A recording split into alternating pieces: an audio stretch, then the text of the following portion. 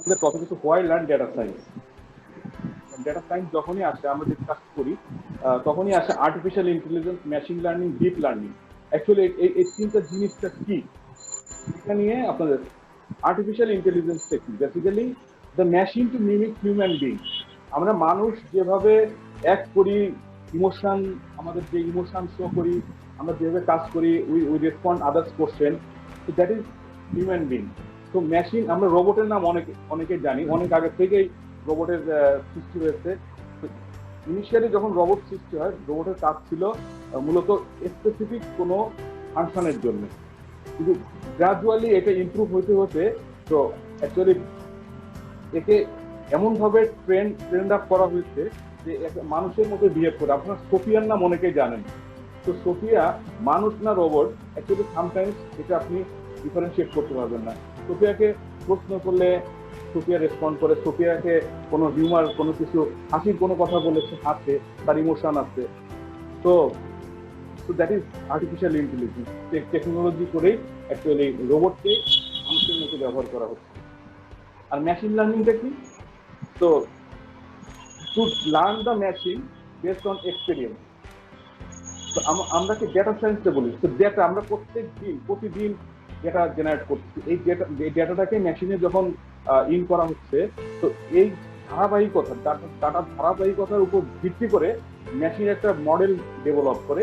যেমন ধরেন আগামীকাল বৃষ্টি হবে কি হবে না, এ কিভাবে প্রেডিক্ট করে।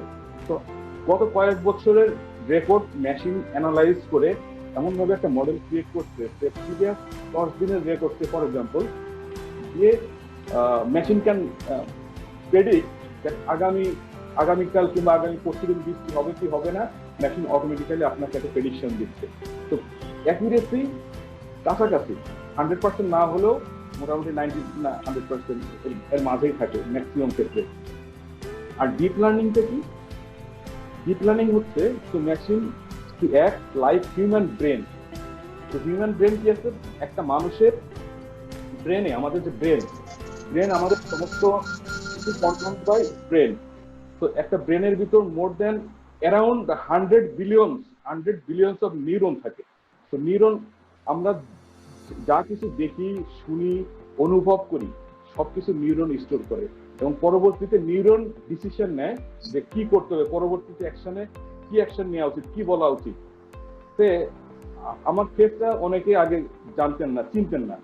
আজকে সেশনের পরে কেউ হয়তো মনে রাখবেন যে দিস ইজ লতিফুল ইসলাম। পরবর্তীতে যখন আমাকে দেখবেন তখন আইডেন্টিফাই করতে পারেন দিস পারসন ইজ লতিফুল ইসলাম, উনি ডাটা সায়েন্সের উপর একটা সেশন নিয়েছিলেন। তো দিস ইজ দ্য ব্রেন যেভাবে কাজ করে। যেমন আপনার ফেসবুকে যখন একটা ছবি লোড করেন, ও ফেসবুক তখন কিন্তু আইডেন্টিফাই করে, যখন আমি ট্যাগ করি দিস ইজ লতিফুল ইসলাম, আমার ছবি যদি কেউ কখনো ট্যাগ করে, ও আমাকে অ্যালার্ট দিয়ে দেয় যে তোমার ছবিটা কেউ এটা লোড করছে। So this is the technology, like human brain যেভাবে কাজ করে, মেশিন ঠিক ওইভাবেই কাজ করে, দ্যাট ইজ ডিপ লার্নিং। তো আমরা যেহেতু আমাদের পরবর্তী যে এক্সাম্পল গুলা দিব, প্রত্যেকটা এক্সাম্পলই বেসড অন এই তিনটা টেকনোলজির উপরে। তো বিশাল এরিয়াতে, তো artificial intelligence is a big spectrum. So lot of hundreds, thousands, millions of algorithm use করে করা হচ্ছে। আর machine learning is the algorithm, and deep learning is a subset of machine learning, and machine learning is a subset of artificial intelligence. So disruptive technology টা কি? তো এটা আমরা জানেন যে একটা new innovation, new technology replace previous technology. তো আমরা একটা সময় অনেক টেকনোলজি দেখেছি যেগুলো এখন আর নাই, কারণ নতুন নতুন টেকনোলজি প্রিভিয়াস টেকনোলজি গুলাকে রিপ্লেস করেছে। আপনারা once upon a time Kodak, Fujifilm, Filmfare video, এগুলো নাম শুনেছেন। World wide this was very famous brand, কিন্তু এই ব্র্যান্ডগুলোর এখন নামই নাই, পরবর্তী এখনকার প্রজন্ম জানবেই না। তো সিম্পলি মোবাইল ফোন, এই মোবাইল ফোনের সৃষ্টির ফলে কতগুলো, আপনি এখন নিউজ পেপার, আপনি পেপারে দেখতেছেন, মোবাইলে দেখতেছেন, ভিডিও ক্যামেরা, তো কি নাই, টর্চ লাইট, আপনার কার্ড লাগে না, কার্ড ছাড়াই আপনি মোবাইল দিয়ে টাকা তুলতে পারতেছেন, calculator, pen, alarm, everything is replaced by mobile phone. তো প্রত্যেকটা টেকনোলজি আজকে যেটা খুব হিট টেকনোলজি, খুব বড় টেকনোলজি, নতুন আর একটা টেকনোলজি আজকের টেকনোলজিকে রিপ্লেস করতেছে। তো আমার আজকে যারা আসছেন এখানে, তো আপনারা অনেকেই জানছেন data science, future of data science কি, তো ফিউচার কোন টেকনোলজি থাকবে কি থাকবে না।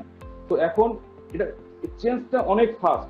আগে এ ধরনের ফাস্ট ছিল না। যখন একটা চাকরিতে কেউ জয়েন করছে, জয়েন করার শেষ পর্যন্ত রিটায়ার করতে ঠিক একই চাকরিতে, কিন্তু এখন দেখেন একটা চাকরিতে জয়েন করতেছে, পরবর্তীতে চাকরিটা রিডান্ডেন্ট হচ্ছে। Unless otherwise you change yourself, actually you will also be redundant.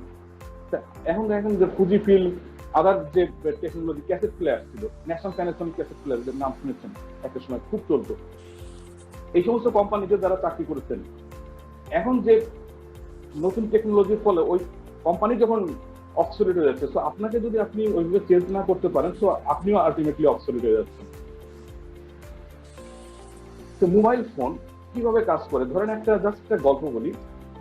Suman green রোডে থাকে, আগামীকাল তার নর্থ সাউথে একটা চাকরির ইন্টারভিউ, তার প্রিপারেশন নিতে নিতে ধরেন স্যার রাত 12টা বেজে গেছে, আগামীকাল জাস্ট আমি তাকে পৌঁছাইতে হবে, আগে পৌঁছাইতে হবে। তো সে কি করলো, সে একটা ইনস্ট্রাকশন দিল যে আগামীকালকে ওয়েদার কেমন থাকবে, কতক্ষণ লাগবে যাইতে,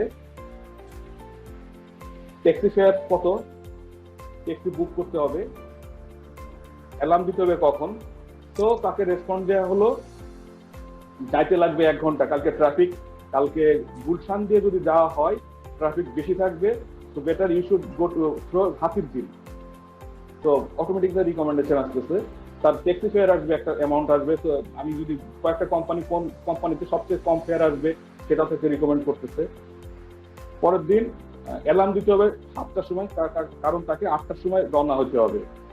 কাজেই ঘড়ি অটোমেটিক্যালি মোবাইল তাকে 7টার সময় অ্যালার্ম দিচ্ছে যে 1 ঘন্টাতে প্রিপারেশন করতে লাগবে।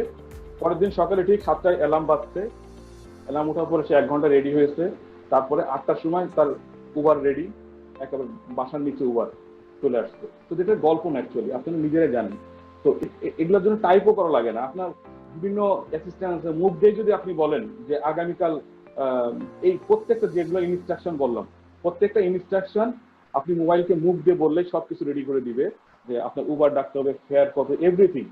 তো এক মোবাইল এত লাইফটাকে ইজি করে দিচ্ছে। তো এগুলা কিভাবে হচ্ছে, অ্যাকচুয়ালি ব্যাক এন্ডের ডেটাগুলো আসছে, ডেটাকে অ্যানালাইজ করে সে প্রত্যেকটা ইনস্ট্রাকশন সে আপনাকে ফলো করতেছে, সেই ইনস্ট্রাকশন সে কাজ করতেছে। আপনার গুগল ম্যাপ, কোথাও যাবেন, লাইফ কত ইজি। তো আপনার আপনি মতিঝিল থেকে গুলশান যাবেন, জাস্ট সেট করে দিলে আপনি কোন রাস্তাতে কিভাবে যাবেন, সামনে কি ট্রাফিক আছে, এভরিথিং আপনি কিন্তু জানতে পারছেন। আপনারা এগুলা কিন্তু প্রত্যেকে ইউজ করতেছেন আপনারা, দিস ইজ নাথিং নিউ। আমি যা বলবো আজকে বেসিক্যালি আপনাদেরই সবকিছু আপনারা প্রতিদিন ইউজ করেন। আমি কোনো কিছুই মানে নতুন বানানো কিছু বলতে পারবো না, কারণ সেটা আমার কাছে নাই, স্টকে নাই। কারণ আপনি যতটুকু জানেন আমি ততটুকু জানি, জাস্ট আমি আপনাদের সামনে প্রেজেন্ট করছি শুধুমাত্র। আপনার মোবাইলে এখন সিরি ফাংশনে, আপনার অ্যাপেল আইফোন ইউজ করেন, সিরিকে যা ইনস্ট্রাকশন দিবেন সিরি ঠিক সেইভাবে আপনাকে ডেটা নিয়ে আসবে। আপনি ওকে সার্চ করতে বলেন, যা আপনি কোথাও কল করতে বলেন, সে কল সামওয়ান, সাথে সাথে কিন্তু আপনার কিছুই করেন, আপনার কন্ট্যাক্ট লিস্টে যাওয়া লাগতেছে না, সিরিকে অর্ডার দিলে সে চলে যাচ্ছে। গুগল অ্যাসিস্ট্যান্ট, দেন কর্টোনা, মাইক্রোসফটের কর্টোনা, দেন আপনার ইয়ে আছে অ্যালেক্সা, অ্যামাজনের অ্যালেক্সা, আপনি কিছু ইনস্ট্রাকশন দিলেই অটোমেটিক্যালি আপনার অর্ডার প্লেস করে দিচ্ছে। দেন আরেকটা এখানে যেটা দেখাচ্ছি, যে আপনি এখন মোবাইল ফোনটা লক করেন, আনলক করেন, এটার জন্য কিন্তু আপনাকে পাসওয়ার্ড কিংবা ফিঙ্গারপ্রিন্ট কিছু দেওয়া লাগে না। জাস্ট আপনার ফেসের সামনে ধরলেই আপনার ফেস রিকগনাইজ করে বলে you are the owner of the mobile, automatically আপনার মোবাইল কিন্তু ওপেন হয়ে যাচ্ছে। দেন রিকমেন্ডেশন, আপনার এই জিনিসটা অহরহ আসছে যে ফেসবুক কিংবা লিঙ্কডইনে আপনার পরিচিত জন হইতে পারে, কারণ কানেকশন ডাটা অ্যানালাইজ করে আপনার সামনে রিকমেন্ডেশন গুলো নিয়ে চলে আসতেছে। হয়তো এমন হারানো বন্ধু, আপনার খুব ক্লোজ একজন ফ্রেন্ড ছিল, কোথাও হঠাৎ হারিয়ে গেছে, ইউনিভার্সিটির পরে হারিয়ে গেছে, কিন্তু মোবাইল আপনাকে ঠিকই বের করে দিচ্ছে এখন ফেসবুকের কল্যাণে। অচেনা হয়তো নামই ভুলে গেছেন, হঠাৎ একদিন রিকমেন্ডেশন চলে আসছে, you may know the person, people you may no.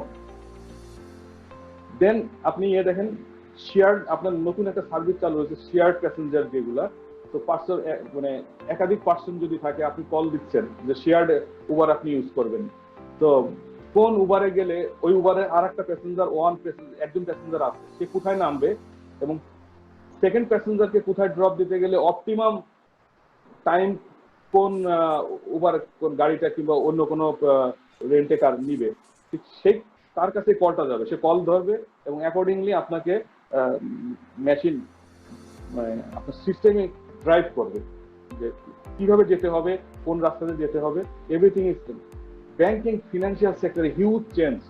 একটা গল্প বলি, যখন ডেবিট কার্ড, এটা জাস্ট গল্প না হলে সত্যি কথা, অ্যাকচুয়ালি ডেবিট কার্ড যখন চালু হয়, আমার মনে আছে স্টেট ব্যাংক অফ ইন্ডিয়া অনেক সুন্দর সুন্দর অ্যাড দিত, তার ভিতরে যে কার্ড যখন চালু হয়ে গেছে, তখন পিক পকেট যারা ছিল, পকেট মার, এদের অ্যাকচুয়ালি তখন ব্যবসা বন্ধ, তখন ওরা কি করতো, আলটিমেটলি বাদাম ব্যবসা শুরু করে দিল, তাই না? তো বাদাম বেচতে বেচতে যে না, কার্ড তো এখন কেউ পকেটে টাকা রাখে না, তাহলে কি করা যায়? তো ওরা যুক্তি করলো কিভাবে কার্ড শর্ট করা যায়। তো কার্ড ট্যাপিং, কার্ড স্কিমিং, এই সমস্ত নাম শুনেছি। তো ওরা টেকনোলজি বের করে নিল, করে ওরা কোথাও কার্ড প্রডিউস করে কিংবা কার্ড ট্যাপিং করে তার ইনফরমেশন নিয়ে নতুন কার্ড করে, তো এগেইন শুরু হয়ে গেল নতুন তাদের অ্যাক্টিভিটি। বাদাম বিক্রি করা থেকে আবার তারা শুরু চলে আসলো যে কার্ড শর্ট করছে। ব্যাংক তখন কি করলো, ব্যাংক ডেটা নিয়ে ডেটা অ্যানালাইসিস করা শুরু করে দ্যাট ইজ পোস্ট ইফেক্ট। একটা ঘটনা ঘটে যাওয়ার পরে অ্যাকচুয়ালি যদি ডেটা অ্যানালাইজ করি, তাই এটা কোনো ভ্যালু নাই। কার্ড যখন ব্যাংক ডেটা অ্যানালাইসিস করে শুরু করলো যে কিভাবে ফ্রড গুলো হয়, তো এক্সেপশনাল ট্রানজাকশনের উপর ভিত্তি করে যে একটা কার্ডে অ্যাজ ইউজুয়াল ট্রানজাকশন যখনই পাচ্ছে তখন এটা ফ্রড হিসেবে ডিটেক্ট করে তখন post facto operation, post facto এভাবে এটা ডিটেক্ট করা শুরু হলো কার্ড ফ্রড। কিন্তু এখন ডেটা সায়েন্স লাইফটা কিভাবে ইজি করেছে, তো যখনই কার্ড সিস্টেম দেখে যে একটা আনইউজুয়াল ট্রানজাকশন, কারণ আমি সিস্টেম অটোমেটিক্যালি জানি আমি কোন ধরনের ট্রানজাকশন করি, আমার পার টিকেট ট্রানজাকশন কেমন, কিংবা আমি কোথা থেকে আমি ট্রানজাকশন করি, কিংবা কোন ধরনের গুডস পারচেজ করি, এর বাইরে যদি আসে সাথে সাথে আমাকে অ্যালার্ট দিবে মোবাইলে, আমার রেজিস্টার্ড মোবাইল। সো এবং ব্যাংক থেকেও একটা নোটিফাইড হচ্ছে যে this may be the probable fraud transaction. তো যার ফলে টু ফ্যাক্টর অথেন্টিকেশনের কোশ্চেন চলে আসে। সো এর ফলে হিউজ মোর দ্যান 90% ফ্রড কমে গেছে। লোন প্রসেসিং, আপনি জানেন যে লোন প্রসেস করতে ব্যাংকের অনেক সময় লাগে, অ্যাপ্লিকেশন প্রসেস থেকে শুরু করে একবার অ্যাপ্রুভাল পর্যন্ত ইট tax significant amount of time. এখন কিন্তু আপনি যখন অ্যাপ্লিকেশন অ্যাপ্লাই করতেছেন, আপনি অনেক ব্যাংকের সিস্টেমে দেখবেন, বাইরের তো বটেই, যে আপনি যখন ডাটাগুলো ইনপুট দিচ্ছেন অটোমেটিক্যালি আপনার এলিজিবিলিটি সিস্টেম আপনাকে দেখাই দিচ্ছে যে না, আপনি 10 লাখ টাকার জন্য আপনি অ্যাপ্লাই করছেন, বাস based on your information you are entitled for 8 lakh taka. তো this is due to data সায়েন্সের যে আপনার অটোমেটিক্যালি সিস্টেমটা ডেভেলপ হচ্ছে, আপনার technology. Chatbot, call centre use করেন অনেকেই। তো কল সেন্টার এখন আপনি যদি চ্যাটবটই করেন, আপনি যে প্রশ্নই করবেন সিস্টেম অটোমেটিক্যালি আপনাকে রেসপন্ড করবে বেসড অন আপনার ইনফরমেশন। আর ইভেন চ্যাটবটের মাধ্যমে এখন ফান্ড ট্রান্সফারও পসিবল। আপনি বিল পেমেন্ট করবেন, আপনি জাস্ট মোবাইলে একটা মুখে বলেন যে পে মাই ইলেকট্রিসিটি বিল, আপনার ব্যাংকের অ্যাকাউন্ট থেকে অটোমেটিক্যালি ডেবিট হয়ে আপনার বিল পেমেন্ট হয়ে যাবে। This called chatbot.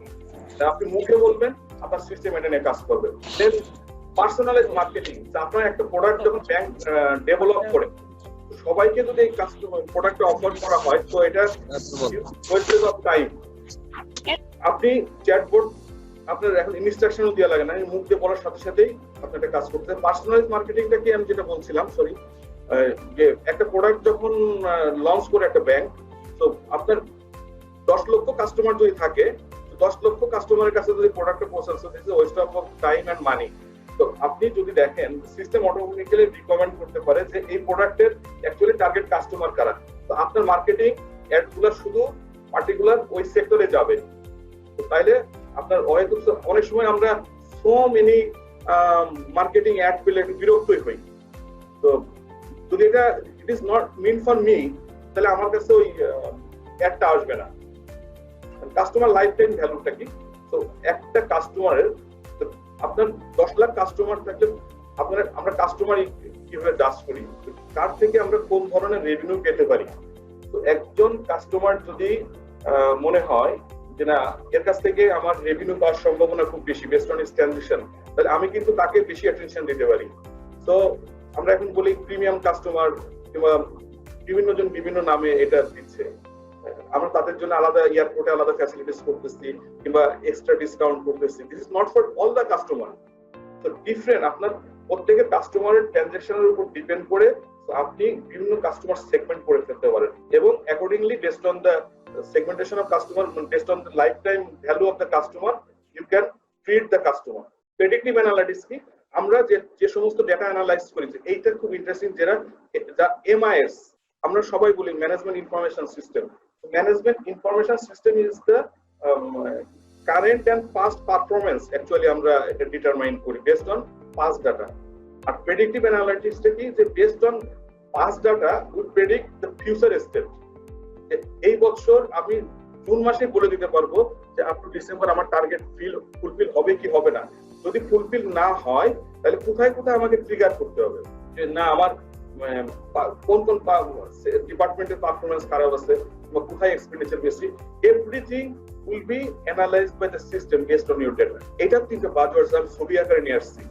Artificial intelligented reality বা ভার্চুয়াল রিয়েলিটি এর নাম আমরা অনেকেই শুনি। ভার্চুয়াল রিয়েলিটি অথবা অগমেন্টেড রিয়েলিটি। মনে করেন আমি ছবিতে জাস্ট 3D অ্যাজ ইফ যে আপনার সামনে ভাসতেছে। আপনি একটা বাসায় সোফা কিনবেন, সোফা কিনতে হলে তো আপনি মোবাইলে সার্চ করতেছেন কোন কোন সোফা আছে, অটোবি বলেন, ব্রাদার্স, সমস্ত সোফার দোকানগুলোতে কার কি মডেল আছে। তো আপনার একটা মডেল পছন্দ হলো একটা দোকানে, তো ওই মডেলটাকে আপনি লক করলেন, লক করে আপনি আপনার মানে ড্রয়িং রুমের সাইজ কি, কালার কি, সবকিছু আপনি দিয়ে আপনি সেট করেন, মনে মনে চিন্তা করেন যে আপনি কোথায় কোন সোফাটা রাখবেন। দিস কিন্তু everything virtual imagination. Based on then আপনি কিন্তু দেখতে পাবেন যে এখন প্র্যাকটিক্যালি দেখতে পাবেন যে আপনার কোন কোন সোফা কিভাবে আছে, না আপনার যে এসএমএস আছে ঠিক আছে এই সোফাটা হবে না, কিংবা কালারটা চেঞ্জ করে দিলেন, ঠিক আছে আপনার মডেলটা পছন্দ হচ্ছে কিন্তু কালারটা পছন্দ না, ঠিক আছে কালারটা আপনি চেঞ্জ করে দেখলেন না ব্লু কালারের হয় না, আমার মনে হয় ক্রিম কালারটা ভালো উঠবে, ক্রিম কালার আপনি চেঞ্জ করে দিলেন। চেঞ্জ করার পর আপনি এটা লক করে দিলেন। লক করার সাথে সাথে আপনার রিকমেন্ডেশন অটোমেটিক্যালি চলে যায় কোন কোন দোকানে এই ধরনের সোফা আছে। হ্যাঁ, এটা কিন্তু গল্প না, এটা বাস্তব।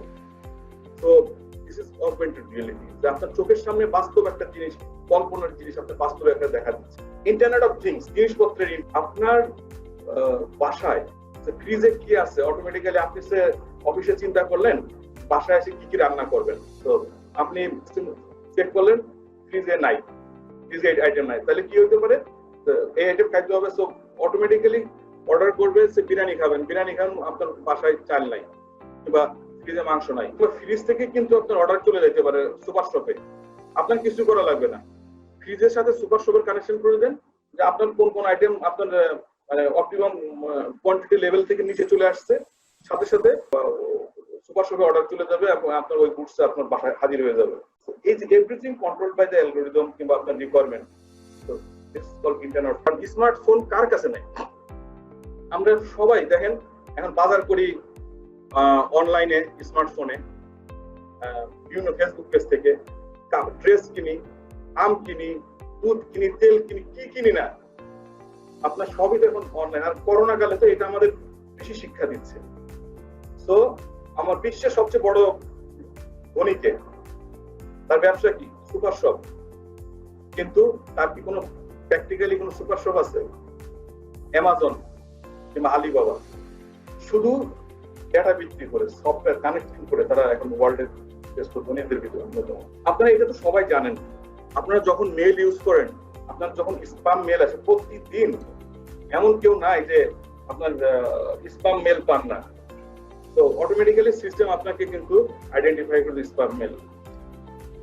দেন কাস্টমার চার্ন অ্যানালাইসিস, এটা প্রত্যেকেই, কারণ কাস্টমার যেমন নিউ কাস্টমার ইন করতেছে, অ্যাকর্ডিংলি কাস্টমার ডিসস্যাটিসফাইড কাস্টমার চলে যাচ্ছে।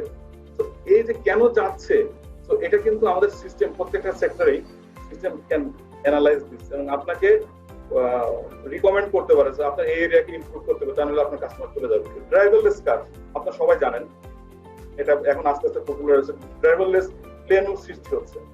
সিসিটিভি, সিসি ক্যামেরা আপনারা জানেন, সিসি ক্যামেরা তো এখন সবাই ইউজ করি, কিন্তু সার্ভেলেন্স ক্যামেরা তো আপনার চেহারা দেখেই, মানে নট অনলি দ্যাট, আপনার ফেস দেখে কিন্তু রিকমেন্ড ডিটেক্ট করে ফেলতে পারে আপনি কে। আপনি কি বাসায় যখন ঢুকবেন তখন আপনি অথরাইজ কিনা, কিংবা একটা অফিসে যখন ঢুকতেছেন আপনার ফেস দেখেই রিকমেন্ড করতে পারেন whether you are authorise person or not. তো বিভিন্ন রেগুলেটরি সংস্থা এটা কিন্তু বিভিন্ন ক্রিমিনাল ধরার জন্য এটা ইউজ করতেছে। আপনারা এটা আরেকটা জিনিস দেখেন যে গুগল ট্রান্সলেশন, আগে আমরা যখন কোনো কিছু ট্রান্সলেট করতাম, তো ট্রান্সলেশন করার জন্য আপনারা জানেন বাংলাদেশের দৈনিক বাংলায় একটা ব্যবসায়ী ছিল, এটা বিভিন্ন আরবি ভাষায় ট্রান্সলেট করা হয়, বাংলা থেকে ইংরেজি ট্রান্সলেশন করা হয়। এখন কিছুই লাগে না, আপনি যেটা ট্রান্সলেশন করতে যাবেন গুগলে ফিট করে দিন, অটোমেটিক্যালি ট্রান্সলেটেড ভার্সন চলে আসবে। উবারের ফেয়ার কত হবে এটা তো আপনারা সবাই ইউজ করতেছেন মোবাইলে। তো আমার কোশ্চেন হচ্ছে এখন আমি এতক্ষণ বলার উদ্দেশ্য কি, যে হোয়াই লার্ন ডাটা সায়েন্স, তাহলে আপনারা ডিসাইড করেন যে আপনি কেন ডাটা সায়েন্স শিখবেন। আপনার ডাটা সায়েন্টিস্ট হইতে হলে যে ডাটা সায়েন্স শিখতে হবে তা না, আপনি প্রত্যেক দিন প্রতি মুহূর্তে কোনো না কোনো ভাবে এভরিবডি ইজ ইউজিং ডেটা। হ্যাঁ, সো আপনার যতটুকু জানার প্রয়োজন ততটুকু যদি আপনি জানেন যে ডেটা পাওয়ার, কোন ডাটা আপনি কোথাও ইনপুট দিবেন, কোথাও রাখবেন, কোন ডাটা রাখবেন না, কোন ডাটা আপনি ইউজ করবেন, তো এটা ইউ শুড নো। বিকজ আপনারা জানেন ফেসবুকের থেকে ডাটা অনেক সময় অনেক ডাটা নিয়ে অনেক ঘটনা ঘটে, অনেক সময় সুসাইডের ঘটনাও ঘটে। তো আমার অ্যাকচুয়ালি আমার ফেসবুকে যখন ডাটাটা দিচ্ছি, আমি ওটা সিকিউরিটিটা কি হবে, আমি কিভাবে সিকিউর করে ডাটাটা রাখবো, তো আলটিমেটলি আই শুড নো যে ডাটাটা কিভাবে ইউজ হইতে পারে। হু need to learn, need to know. এটাই বললাম যে অ্যাকচুয়ালি কার না জানার দরকার। আমার মনে তো প্রত্যেকটা মানুষের ডাটা সায়েন্সটা কি বর্তমানে এখন জানা উচিত। আমি বলতে চাচ্ছি না you need to be expert, but আপনি যে ডাটাটা ইউজ করতেছেন কিংবা আপনি ডাটাটা কত সুন্দরভাবে ইউজ করতে পারেন, তো আপনি জানতে পারবেন। হোয়াই নাও? তো এখন তো অ্যাকচুয়ালি আপনি প্রত্যেকটা জিনিস এখন, আর বিশেষ করে কোভিড এর এই সময়, তো আমরা কিন্তু ডেটার উপরে নির্ভরশীল। তো what is the future prospect, যেটা বলুন ডিসরাপটিভ চেঞ্জ। তো আলটিমেটলি ইন ফিউচার যদি এখনকার কোন টেকনোলজি অবসলিট হয়, so that will be obsoleted by any technology that is driven by data. তো artificial intelligence, machine learning, deep learning, এই তিনটা বললাম, এই তিনটার মাধ্যমেই কিন্তু চেঞ্জ আসবে। সো নতুন যে চেঞ্জেস গুলো আসবে that is also driven by data science. Thank you. আমি আবু মিনহাজউদ্দিন, আমি জাহাঙ্গীরনগরের ছাত্র ছিলাম অনেক অনেক অনেক বছর আগে। গত অনেক বছর ধরে এখানে টেক্সাসে university of Texas southwestern ইউনিভার্সিটিতে আছি শিক্ষক হিসাবে। আমি মূলত কাজ করি applied statistics in medical science. আজকে এখানে আমি আমার কথা বলার বিষয় হচ্ছে যে মেডিকেল সায়েন্সে কিভাবে ডেটা সায়েন্সের ব্যবহার হয়, কি করতে পারে ডেটা সায়েন্স। যেটা শুরুতে বলেছিলাম যে আমি আসলে বলতে চাই যে আমরা এখানে যে কাজটা করি সেখানে ডেটা সায়েন্স কিভাবে ব্যবহার হচ্ছে। আমি একটা মেডিকেল স্কুলে কাজ করি, এখানে আমি কিভাবে ডেটা সায়েন্সের ব্যবহার করি এবং ডেটা সায়েন্স কি ধরনের অপরচুনিটি এখানে ক্রিয়েট করতে পারে সেটাই হচ্ছে আমরা কয়েকটা এক্সাম্পল দেওয়ার চেষ্টা করি। তো লাস্ট সেশনে আমি বলেছিলাম 2010 সালের পরে যখন এখন সারা দুনিয়াতে যেটা ওবামা কেয়ার নামে পরিচিত, এটা হওয়ার পরে প্রথম নর্থ আমেরিকায় বা আমেরিকায় বলা উচিত যে ইলেকট্রনিক হেলথ রেকর্ড চালু হয়, এবং সেটা চালু হওয়ার পরে এখন কিন্তু access to data is very easy. যার ফলে যেটা হচ্ছে যে এখন আমাদের অনেক অনেক কিছু করার সম্ভাবনা আছে এবং সুবিধা আছে। আমরা সেই ডাক্তারদের মানে অটোমেটেড অ্যাসিস্ট্যান্ট থেকে শুরু করে পার্সোনালাইজড মেডিকেশন থেকে শুরু করে ল্যাব ওয়ার্ক থেকে শুরু সবকিছুই আমরা এখন অটোমেটেড করতে পারি। আমরা পেশেন্ট মনিটরিংটা আমরা অটোমেট করতে পারি। আগে যেটা ছিল যে মানে একজন পেশেন্ট যখন 3টা 4টা 5টা ড্রাগ নেয় তাদের ইন্টারাকশন কি হবে সেটা আমরা আগে থেকে জানতে পারতাম না। এখন ড্রাগ ডেভেলপমেন্টের সময় সেটা টেস্ট করার সুযোগ আছে। তো মানে এভরি ডে এই যে বিভিন্ন হাসপাতালে মানুষ যাচ্ছে বা বিভিন্ন ক্লিনিকে মানুষ যাচ্ছে, বিভিন্ন ল্যাবে ব্লাড টেস্ট করছে, ইউরিন টেস্ট করছে, আমরা কিন্তু we are creating a huge amount of data, এবং এই ডেটার অ্যাক্সেস পাওয়াটা এখন খানিকটা অনেক সহজ হয়েছে। খানিকটা না বলা উচিত, অনেক সহজ হয়েছে, এবং সেখান থেকে কিন্তু আমাদের অপরচুনিটি অনেক বেশি। So to give you a couple of examples, so first thing is what is data science? How is data science being used in medicine? So this is an example. আমি যা কিছু দেখাবো সবকিছু হচ্ছে বিভিন্ন জায়গা থেকে পিক করা। So this is an example যেখানে দেখাচ্ছে যে machine learning is basically creating a rule that,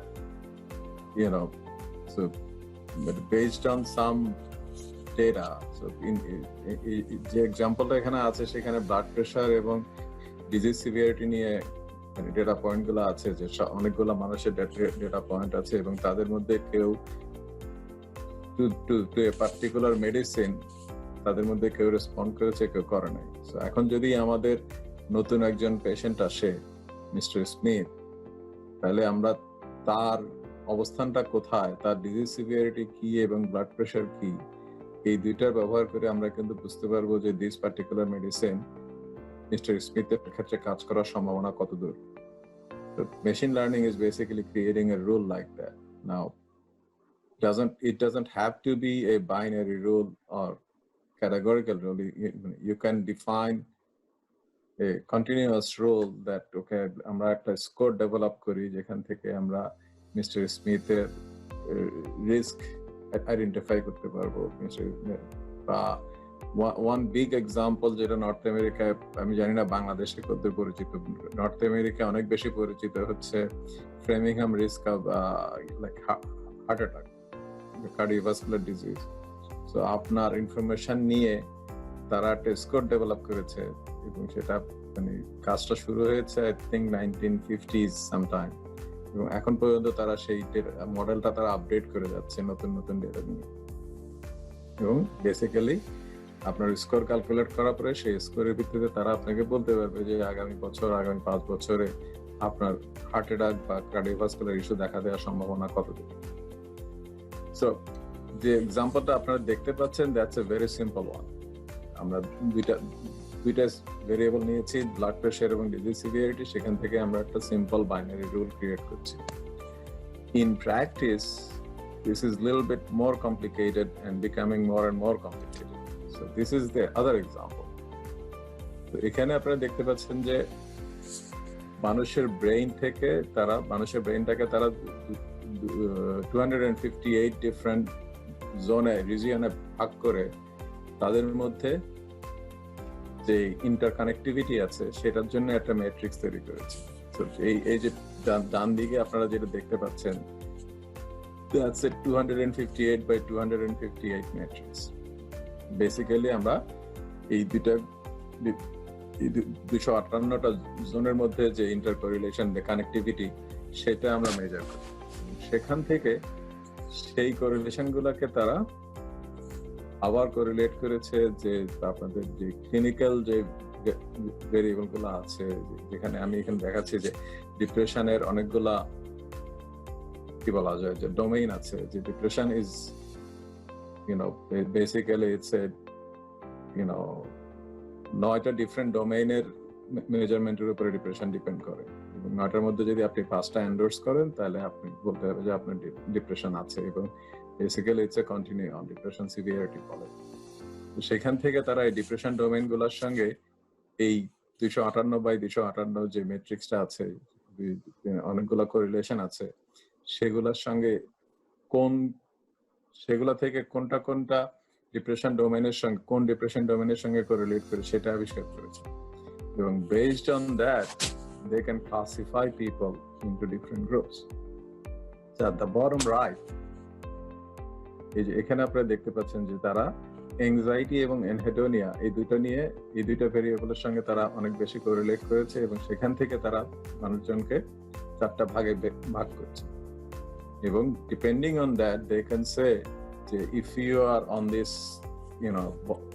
sort of if I look at this bottom part, এই যে এখানে আপনারা সেই ক্লাসিফিকেশন রুলটা আবার দেখতে পাচ্ছেন যে বেসড অন অ্যানহেডোনিয়া এবং কি বলে এটাকে, যে অ্যাংজাইটি সিমটম যদি আপনার থাকে তাহলে আপনি এই 4টা ভাগের কোন ভাগে আপনি আছেন, এবং সেখান থেকে মানে বেসিক্যালি আমরা ব্রেইন সিগন্যাল থেকে ক্লিনিক্যাল ক্লাসিফিকেশন পর্যন্ত এখানে পৌঁছে গেছি। So in between there is a huge amount of data. So আপনি যদি জাস্ট যদি 9টা ডিপ্রেশন ডোমেইন কাউন্ট করেন তাহলে বাম দিকে আছে আপনার 9টা ডিপ্রেশন ডোমেইন এবং ডান দিকে আছে আপনার 258 by 258 একটা ম্যাট্রিক্স। সো আপনার ডেফিনেটলি অনেকগুলো স্টেপ দিয়ে যেতে হবে যে মানে এমআরআই স্ক্যান থেকে শুরু করে সেই এমআরআই স্ক্যান প্রসেস করার পরে সেই এই ম্যাট্রিক্সটা তৈরি করা, সেখান থেকে all the ways classification rule শেষ করে এই যে সিম্পল একটা পিকচারে আপনি আসছেন, এর অনেক ক্ষেত্রেই কিন্তু ডেটা সায়েন্সের বিভিন্ন স্টেপগুলো জড়িত। To give you another example, তো এটা হচ্ছে আমাদের নিজেদের ল্যাবের একটা পেপার যেটা এই বছর পাবলিশ হয়েছে। তো basically similar idea but one step forward. Similar idea কিরকম, আমাদের এখানে একটা ক্লিনিক্যাল ট্রায়াল ছিল যেখানে আমরা একটা অ্যাক্টিভ মেডিসিন সার্ট্রালিন দিয়েছি অথবা তাদেরকে দিয়েছি প্লাসিবো সুগার পিল, এবং দেওয়ার পরে আমরা এখন আবিষ্কার করতে চাই যে তাদের ব্রেইন সিগনালে এমন কিছু আমরা পাই কিনা, এমন কোন অ্যাসোসিয়েশন, এমন কোন কানেকশন আমরা আইডেন্টিফাই করতে পারি কিনা যেখান থেকে আমরা বলতে পারবো যে who is more likely to respond two treatment. তো এটাকে এখন বলে যে বাজওয়ার্ডটা হচ্ছে ডিফারেন্সিয়াল ট্রিটমেন্ট রেসপন্স। তো এখানে আপনারা দেখতে পাচ্ছেন যে এই বাম দিকে যে এখানে আমরা ব্রেইনের অনেকগুলো নেটওয়ার্ক আইডেন্টিফাই করেছি এবং তাদের মধ্যে ইন্টারকোরিলেশনটা কোথায়, মানে কোন কোন নেটওয়ার্কের correlation high. So this is for the active treatment. যে পিকচারটা আপনারা দেখতে পাচ্ছেন সেটা হচ্ছে অ্যাক্টিভ ট্রিটমেন্ট সার্ট্রালিনের জন্য, এবং আপনারা at the end of the on the right side আপনারা দেখতে পাচ্ছেন যে depression severity at baseline to exit 8 weeks later it's going down। এবং আপনারা আইডিয়াটা হচ্ছে যে যেসব কোন কোন নেটওয়ার্কের কানেক্টিভিটি হাই থাকলে সার্ট্রালিন রেসপন্স বেটার হবে than placebo. On the other hand in the প্লাসিবোতে আপনারা দেখতে পাচ্ছেন যে কমপ্লিটলি ডিফারেন্ট নেটওয়ার্কস আর active. So if I go back, এখানে আপনারা দেখতে পাচ্ছেন যে বটম রাইটে এই কানেকশনটা অনেক বেশি অ্যাক্টিভ বা এই দুইটা কানেকশন অনেক বেশি অ্যাক্টিভ, কিন্তু প্লাসিবোর ক্ষেত্রে পিকচারটা different. So based on brain connectivity we can sort of say যে কারা সার্ট্রালিনে রেসপন্স করবে ভার্সাস কারা প্লাসিবোতে রেসপন্ড করবে।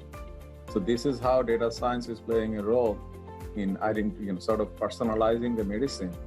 যে আমরা যদি এখন জানি যে আমরা নতুন একজন পেশেন্ট আসলো, তার এমআরআই স্ক্যান করার পরে আমরা দেখলাম যে তার কোন কোন কানেকশন রেস্টিং স্টেট এমআরআই তে কোন কোন জোন ব্রেন রিজিয়ন গুলো মোর কানেক্টেড, এবং ডিপেন্ডিং অন দ্যাট আমরা কিন্তু বলতে পারবো যে তার লাইকলিহুড যে তারা কতটা লাইকলি যে তারা এই ট্রিটমেন্টে তারা রেসপন্ড করবে বা তাদের ডিপ্রেশন বেটার হবে। So this is how data science is helping us. There are lots and lots of commercial applications. So this is just one example. So again, এটাও কিন্তু আপনারা দেখতে পাচ্ছেন যে এরা তিনজনেই কিন্তু একটা করে রিস্ট ব্যান্ড পরে আছে। It's a simple band. It doesn't even have a screen, but it collects your data, your heart rate, your oxygen saturation, a lot of data. এবং এই রিস্ট ব্যান্ডটা বেসিক্যালি তাদের মার্কেটিং স্ট্র্যাটেজি হচ্ছে যে will help you monitor your health and get better soon. তো তারা মানে তাদের ওয়েবসাইটে গেলে এটা হচ্ছে হুক, আপনারা জানেন কিনা জানি না। এবং এখানে প্রথমে যেটা হয়েছে যে এখানকার অনেক বড় বড় অ্যাথলিট বেসিক্যালি তাদের কাছে এরা সেল করতো, এখন ওরা একটা সাবস্ক্রিপশন বেসিসে গেছে যে সাধারণ মানুষ এই ইয়েটা ইউজ করে।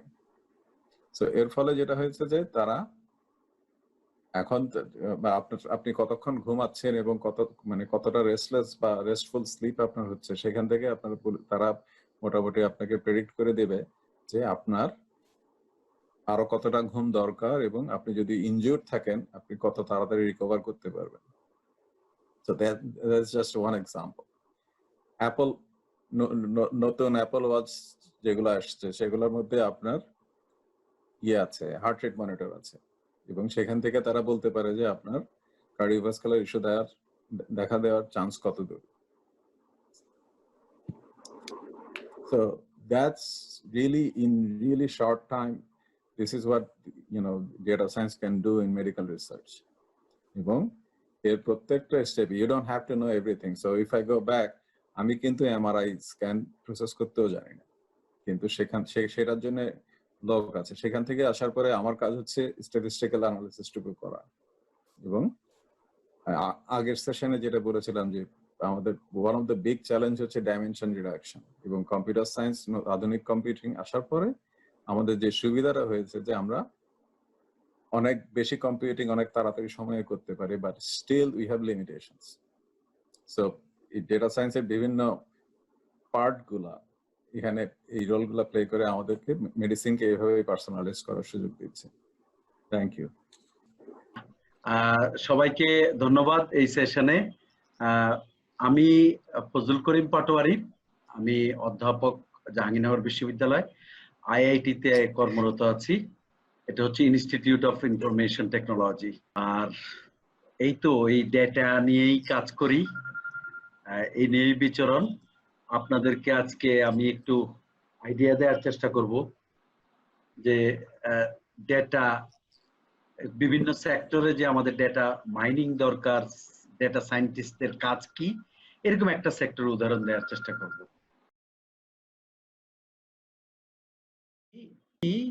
এখানে যদি রিটেল সেক্টরটা কি, রিটেল সেক্টর হচ্ছে যে এই যে মুদি দোকানদার বা একটা আমাদের যে আগরা আছে, আমাদের যে কি যেন বিভিন্ন কোম্পানি দোকানদার যারা বিভিন্ন কিছু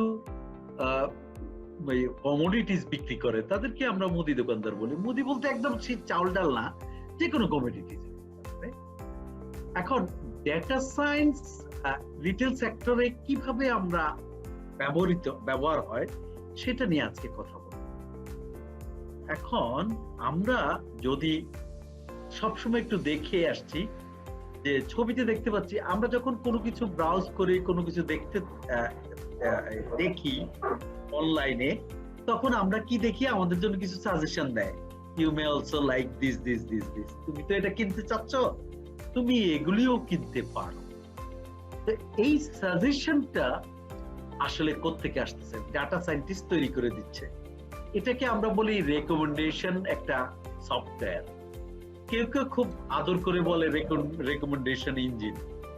তো রেকমেন্ডেশন ইঞ্জিন করে কি, আমি যা কিনতে চাই বা দেখতে চাই, অবজার্ভ করতেছি, আমাকে পাশে আরো কিছু রিলেটেড কিছু কমোডিটিস দিয়ে আমাকে প্রভোক করে যে তুমি এটা যদি পছন্দ না হয় এগুলিও দেখতে পারো। ঠিক কাপড়ের দোকানে যেরকম একজন আমাদেরকে দেখায় আর আরেকজন আমাদের চোখের দিকে তাকায়, মুখের দিকে তাকায়, আমাদের সাইড টক গুলি খেয়াল করে, ওই হেল্পার করে কি অন্যান্য কাপড়গুলো আগায় দেয় যাতে করে কাস্টমার না উঠতে পারে চেয়ার থেকে। এই জন্য তারা বসাতে খুব বেশি আগ্রহী।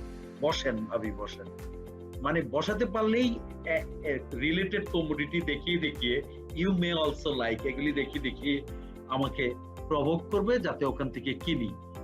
এই কাজটা মেশিন, ডাটা সায়েন্টিস্ট মেশিনের মাধ্যমে করবে, যেটা অতীতে দোকানদারের হেল্পার তার ব্রেন দিয়ে করত। তো এই রিটেল সেক্টরে যদি আমরা যাই, এই রেকমেন্ডেশনটা আবার কয়েক ধরনের আছে। একটা হচ্ছে কোলাবোরেটিং ফিল্টার। আমরা পিকচারে দেখতে পাচ্ছি যে ওই যে মিস্টার এক্স হলুদ ইয়েলো, মিস্টার ইয়েলো এইগুলি কিনেছে, সো তুমিও, তোমার অভ্যাস এই মিস্টার ফ্যাটি, তুমিও কিন্তু এই জিনিসটা কিনতে পারো, কারণ মিস্টার ইয়েলো কিন্তু এগুলি কিনেছে। ফ্যাটি, তুমি এই দুইটা কিনতে পারো, এটাও কিনতে পারো, তোমাকে একটা রেকমেন্ডেশন দিলাম।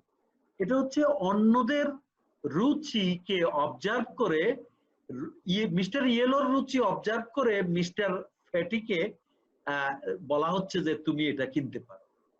এগুলি হচ্ছে এক ধরনের রেকমেন্ডেশন। আমরা এই রিটেল সেক্টরে এই রেকমেন্ডেশন চালু করতে পারি। আবার আরেকটা হচ্ছে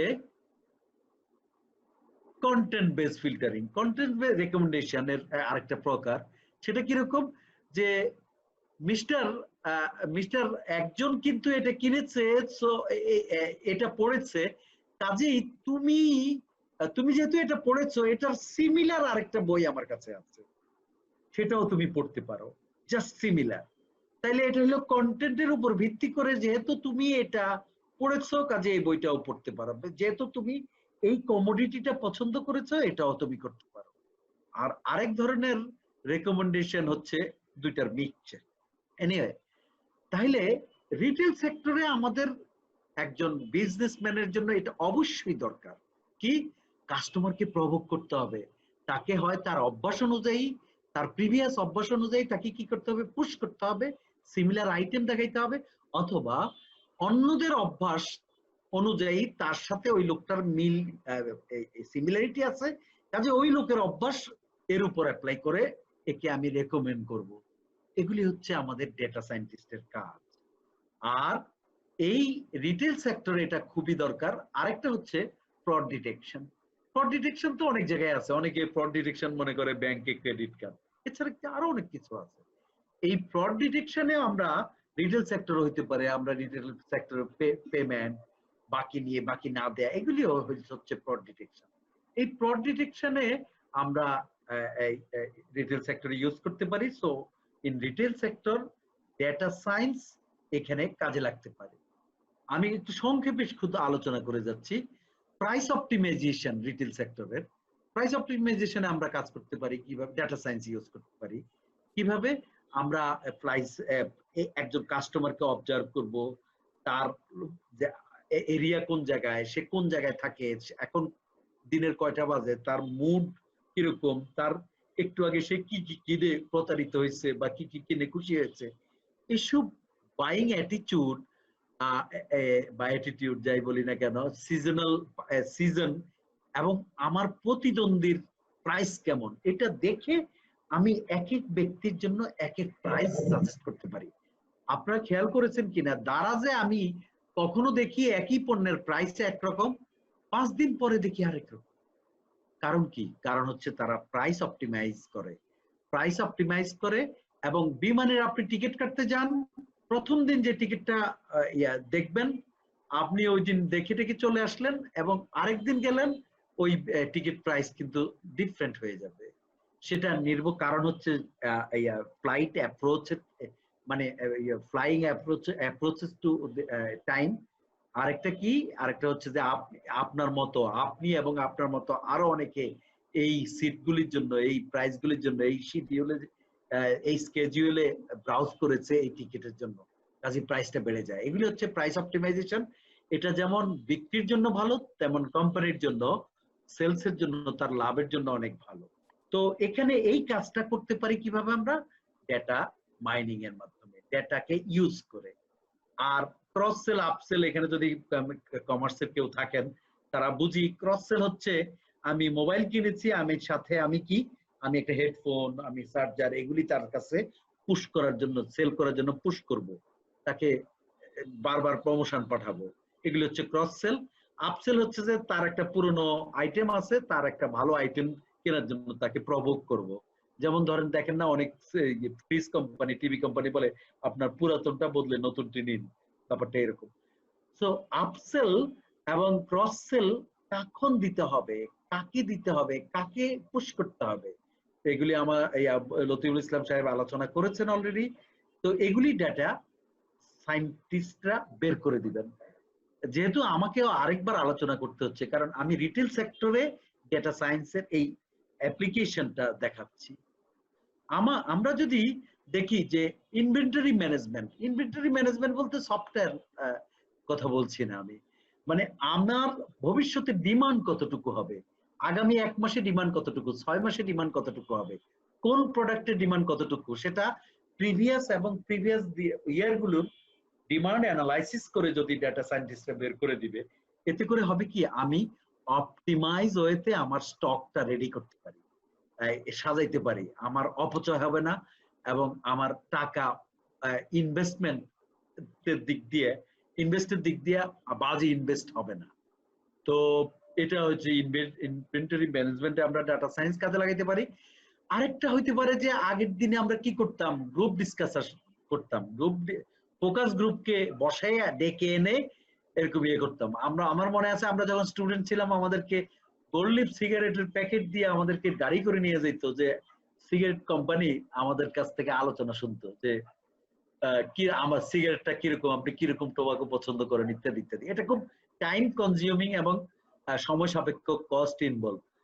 তার চেয়ে আমরা কি করি, বিভিন্ন সোশ্যাল মিডিয়া এবং অনলাইন সার্ভিস ফিডব্যাক থেকে ডাটা কালেক্ট করে একজন ডাটা সায়েন্টিস্টকে দিব, সে ওখান থেকে ডেটা কালেক্ট করেই আমরা কি করতে পারি, ডিসিশন নিতে পারি। এই সেন্টিমেন্ট ইউজারের কি সেন্টিমেন্ট ফিল করছে আমার প্রোডাক্ট সম্পর্কে, সেটা আমরা জানতে পারি। তো এটার জন্য ডেটা সায়েন্টিস্ট। তো রিটেইল মার্কেটিং এ এটা খুব দরকার কাস্টমারের অভিব্যক্তি জানার জন্য। আর অবশ্যই এটা কাস্টমার, একটা কোম্পানি যে রিটেল কাজে জড়িত, তার মেশিন আছে, তার বিল্ডিং আছে, তার অফিস আছে, তার অফিসে প্রিন্টার আছে, কম্পিউটার আছে, এসব প্রপার্টি কোনটার কেমন সময় অতিবাহিত হয়েছে, কোনটা কখন নষ্ট হয়ে যেতে পারে, এগুলি ডাটা সায়েন্টিস্টকে সব সময় ডেটা দিয়ে সমৃদ্ধ করতে হবে। কারণ সে সময় সময় আমাকে রিপোর্ট দিবে। কারণ কি, সে হয়তোবা রিপোর্ট দিবে আপনার দ্রুত এই অফিসের সব কম্পিউটার চেঞ্জ করে। কারণ যাই হোক, কারণ ডাটা সায়েন্টিস্ট বলে যে আমার ইতিহাস বলে যে আর 2-1 মাসের মধ্যে নষ্ট হওয়া শুরু করবে। আর একটা কোম্পানির একটা মেশিন যদি নষ্ট হয় একদিনের জন্য, 2 দিনের জন্য, তাহলে তো কত লস, কত ডেটা লস, কত সময়ের অপচয়। সো এই রিয়েল এস্টেট, দ্যাট ইজ তার প্রপার্টি ম্যানেজমেন্টের জন্য ডাটা সায়েন্টিস্ট দরকার। আর কিসের জন্য দরকার একজন রিটেল সেক্টরে? আরেকটা হচ্ছে যে টোটাল পসিবল ভ্যালু। এখানে আমার কোনো বিজনেসম্যান থাকলে বলতে পারবেন, সেটা হচ্ছে customer real time value prediction. Real time value prediction বলতে একজন কাস্টমার আমার কতদিন পর্যন্ত আমার কাস্টমার থাকবে, এটা হচ্ছে লাইফ টাইম। এই লাইফ টাইমে আমি তার কাছ থেকে কতটুকু বিজনেস করতে পারবো, সেটা আমার অনলাইন বলে আমার অন আছে, আমি একটু বন্ধ করে দিয়ে আসি। এখন I am sorry for this disruption. তাইলে কতদিন পর্যন্ত আমার কাস্টমার থাকবে, তো কত টাকা তার কাছে আমি বিজনেস করতে পারবো, এটা একজন ডেটা মাইনার ডেটা অ্যানালাইজ করে বের করে দিবে। এতে করে কোম্পানির লাভ কি? একটা রিটেল কোম্পানি, মনে করি কি কোম্পানি, এরকম রিটেল কোম্পানি যেমন মনে করি স্টারশিপ, আবুল খায়ের কোম্পানি। আবুল খায়ের কোম্পানি তার অনেকগুলি ব্যবসা আছে। তো আবুল খায়ের কোম্পানি এগুলিকে কি করলো, তার টোটাল ভ্যালু এস্টিমেট করলো তার কাস্টমারদের। এতে করে সব কাস্টমারের ভ্যালু দিয়ে সে আগামী 5 বছরে কত লাভে যেতে পারবে সে হিসাব করে দিতে পারবে। তাহলে দেখেন ভবিষ্যতের প্রফিট প্রেডিকশনেও এই ডেটা সায়েন্টিস্টের দরকার। কোথায়? রিটেল সেক্টরে। এতক্ষণ তো গেলেও আমার